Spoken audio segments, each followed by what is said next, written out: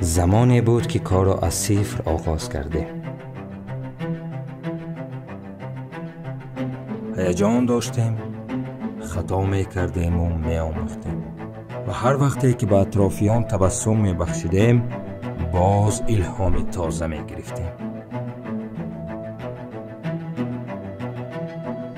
ما خرد بودیم ولی قلب و آرزوهایمان بزرگ. ما آرزو میکردیم که دنیا را بهتر گردانیده در تاریخ سهم بزرگ گذاریم. اولی راه دائم پر از امتحان و مشقت است. مقصد اساسی باشد آنها را سربلندانه گذشتن است.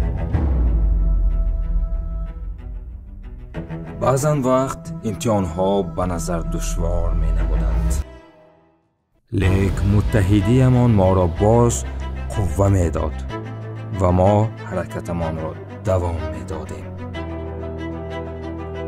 ما در الف برای یکدیگر مثل ستاره قطبیم. حرکت می کنیم که با فیدبک ها راه درست را نشان دهیم، پشتیبانی کنیم، نازکی های کار را فهمانیم و دست یاری را اولین شده دراز کنیم.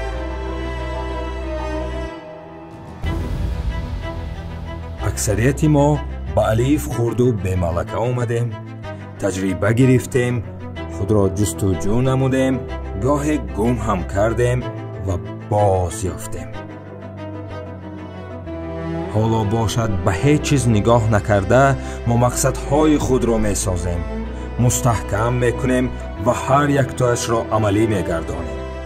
زیرا ما غیر عادیم و علاوه چشم داریم. ما مطمئنیم به مقصدهای عالیمان می رسیم و به واسطه الف جامعه را آباد می سازیم. ما باید حرکت خود را در این راه دوام دهیم، زیرا او برکت بزرگ دارد.